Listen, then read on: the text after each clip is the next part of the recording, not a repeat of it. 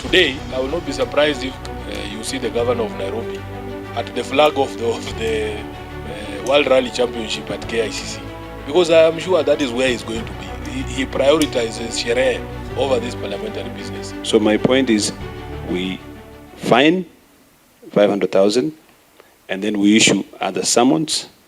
When he fails, we will fine again and then cause for him to be arrested. It says that whereas a witness is invited or summoned to appear and fail to do so, there are serious consequences on that. This is nothing but contempt of this committee. Last week there was an excuse that Governor Sakaja stated that he had not received the information on time and he needed to go to a burial. Now, I don't know, before I proceed further, how were the summons delivered to his office? Because Sakaja will state that he has not received those summons. So maybe before we proceed any further, can the Secretariat tell us and give us copies of the summon and explain to this committee how they deliver the summons to the witness? I want to remind, okay, but proceed first. So before I invite the Secretariat, is there another member who wants to say something so that the Secretariat can then respond at once? Chair, I think it is important for the question that has been raised by Olekina to be sorted out first, because this is the habit of the governor is to say he did not see those summons. I know who Patrick Akivaga is. I think he's the acting county secretary. And let's clear that question from Olekina first. Yes, our legal counsel, can you now take over from there? Through the chair, the summons were processed through the clerk, and the summons were delivered by our legal clerk, and the affidavit of service is there to show that they were actually delivered to his office. Then, because it appears that there is a certificate of service, I think for us is to revert back to our Parliamentary Powers and Privileges Act and also Article 125 of the Constitution. And this time around, Mr. Chairman, for this committee to be taken seriously, we have to follow those two sections of legislations to the letter. We even have the power to call for a witness to be arrested. So I think it's about time that we exercise our powers, because this committee must be respected. I thank you, Mr. Chairman. Any other member? Yes, Abbas? Chair, I think as rightly said by the Olekina, I think this will be the fourth time the governor has failed to respond or come. So I think we need to follow appropriate measures to be taken against the governor, as will be agreed by all members. No. Yeah, Chair, it is actually more than the fourth time. I believe we started this inquiry over a month ago. Mr. Chair, the CS for Energy has appeared before this committee. The Director for EPRA has appeared before this committee. NEMA has appeared before this committee. For us to be able to close this inquiry, the only missing link is the county government of Nairobi. So I would have no other recourse than to proceed in the manner in which the law provides. You find the governor of Nairobi in accordance with the Parliamentary Privileges and Powers Act. Members, I want to draw your attention to the contents of the summons. If you open in your file, you'll find it in these summons, or to produce the documentation required by the committee. Then one, the committee may impose upon you a fine not exceeding 500,000 shillings, or may order for your arrest pursuant to section 19/1 and /3, respectively, of the Parliamentary Powers and Privileges Act of 2017. And the two, you may also be guilty of an offense in terms of section 27/1/A/Roman 1 and C/Roman 2, respectively, of the Parliamentary Powers and Privileges Act 2017, for which you shall be liable on conviction to a fine not exceeding 200,000 shillings or to an imprisonment for a term not exceeding 6 months, or to both such a fine and imprisonment. So that caution contains the various possibilities that on the governor. Legal counsel. Through the chair, as per my inquiry, I was advised that we've always issued, when the governor is not there, we've always given the acting county secretary or the county secretary to receive the summons on behalf of the governor. So you're confirming that he was served? Yes. Good. Just read the section relating to summons, whether there is a requirement for personal service. Sorry? Read the section Yes. relating to summons, just to confirm whether there is a requirement for personal service. Okay. That is section 19(1), procedure if the witness fails to appear. Where a witness summon does not appear or appears but fails to satisfy the relevant House of Parliament or committee, the relevant House or committee may impose upon the witness such fine not exceeding 500,000 shillings, having regard to witness condition in life and all the circumstances of the case. So there is no provision on service? Yeah. Okay.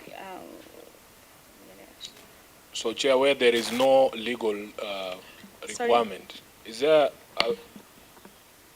There Okay. is section 18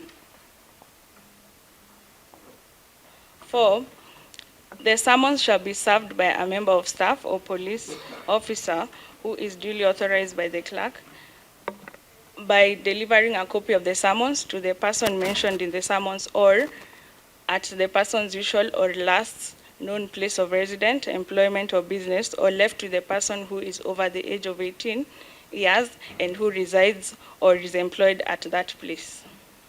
Then that is clear, Chair. Yeah.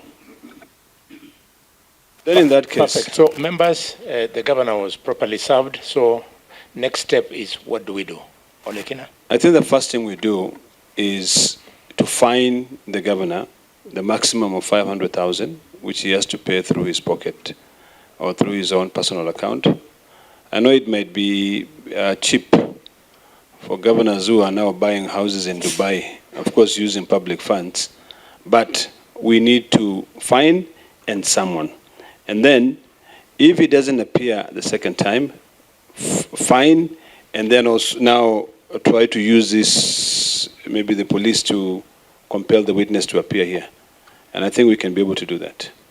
So we have to do the extreme, because it's ridiculous. This guy has got no mercy. He has got no sympathy for the people who were affected. And he is allegedly the governor of Nairobi, who should actually care for everyone who is affected by this issue. So my point is, we fine 500,000, and then we issue other summons. When he fails, we will fine again, and then cause for him to be arrested. Chair, there's a point that we made at the last meeting, that it is actually a legal requirement that parliamentary business must be prioritized. The last time the governor was telling us, and he delivered a letter here at 8 a.m., just a few minutes before the meeting started, telling us that he was going for a burial. And we actually confirmed between myself and the Member of Parliament for Embakasi East that we were going for that same burial. But we came to the committee first, executed our business at Parliament, and joined the governor at that same funeral, Mr. Speaker, Mr. Chair. Today, I will not be surprised if you see the governor of Nairobi at the flag of the World Rally Championship at KICC, Because I am sure that is where he's going to be. He prioritizes Sherehe over this parliamentary business. That flag off is scheduled for 11 a.m. There was nothing to stop him from appearing here. I'm just speculating because I am sure I will see him there. There's nothing to stop him. I'm sure even the president who's going to do the flagging off is doing something before 11, you know. So parliamentary business for this governor has always taken a second, seat, a back seat. For him, it is not a priority. This is why I'm in agreement with my colleagues that you need to impose the fine, first of all, and resummon him. And Chair, if then he doesn't appear again, we will impose further fines until we get to the point where we are arresting him. I thank you. Very well. I think at this rate we might have to sit off camera and discuss what we should do with the governor of Nairobi. Because it is so easy for him to pay, we now have to weigh other options. Is there a possibility that we can move a motion in the House? Motion of censure? What? We might have to do that in the fullness of time, because apparently the money is not his, so he doesn't mind paying from institution to institution. Yes, Chair, we don't need to sit off camera or in camera. No, these are public issues which we need to be able to deliberate on those issues without any fear. Last Parliament, we censured the former Cabinet Secretary of Energy, and there are consequences. You know, there are intended and unintended consequences when you fail to respect the rule of law. So my point is this: there's nothing in camera. I think what we need to do is to clearly either push for his arrest and also move a motion to censure him. I'm sure there are so many people who will be very happy and who will have a lot to say, because it is clear this governor prioritizes Sherehe instead of, government business. So, and I don't take it lightly for anyone who disrespects Parliament. We come here. Yesterday, Senator Sifuna and myself were in Narok. Senator Sifuna left Parliament, did parliamentary business, flew to Narok, flew back to Nairobi, and went back to Parliament. Of course, for me, because it was my county and everything, I delayed. But of course, with permission from my colleagues whom I shared, because it's a joint responsibility. We are here as ombudspersons of the citizens who have elected us. So my point is very clear. There's nothing in camera. I think what we do is very simple.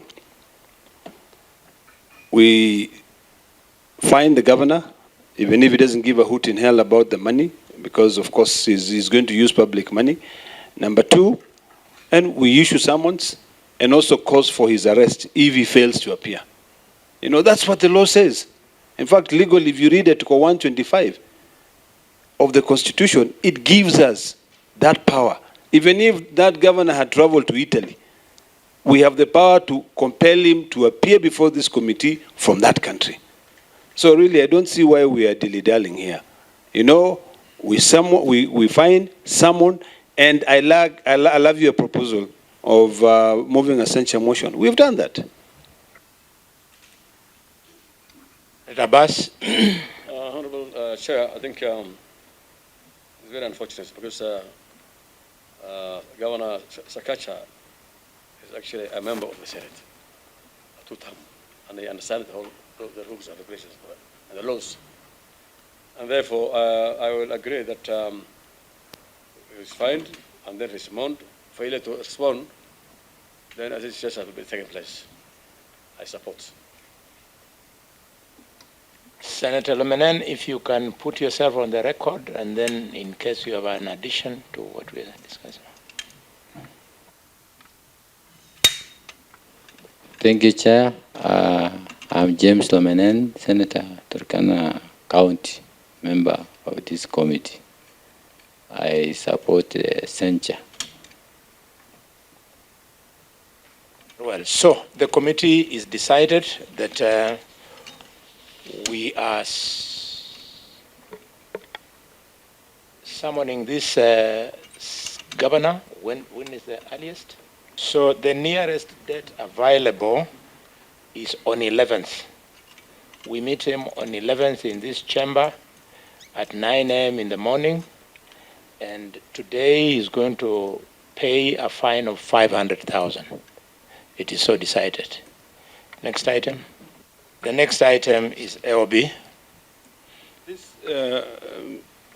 Mr. Chairman, there was an issue, I don't know how far we've gone. In fact, there was a statement we were supposed to be deliberating on the cost of living, on the cost of electricity. And I think we had dealt with that, a similar issue before. Can we maybe get an update on those statements? And also it would be important for us to understand how many statements we have pending and what require these people to be summoned. Other statements from our colleagues in the House. Responses and giving it to our colleagues, because our colleagues feel like we're not doing the job. When you just get a response and you give it to the colleague, they don't have an opportunity to interrogate the responses. So we should have a tradition of making sure that we invite the person who the statement is sought from to appear. And then the senator who has also issued the statement should also come here so that they can clarify those issues. And then we deal with that issue. Then on top of that, it will be important for the Secretariat to give the chairperson an update, because at House Business, we now want to see all chairpersons, delivering an update of the work that they're doing for their committees. This is noted. We will write to the CS and invite him for a meeting with all the statements that are pending for him to come and respond to all of them. And we shall then invite the senators who requested the statements to come if they're for any clarifications. Very well. In fact, what Senator Lekina said is the practice we are using at the Committee of Finance and Budget. We normally ask the CS, National Treasury, with the member who raised the question, who raised the statement, so that upon his giving an answer, there are supplementary issues which can only be articulated best by the person who raised the statement. So maybe we should make it our standard procedure here as well. That is noted, Chair. You're welcome. There being no other business, I now adjourn the meeting until the date you'll be informed, possibly on 11th. Thank you. Sorry. Asante sana.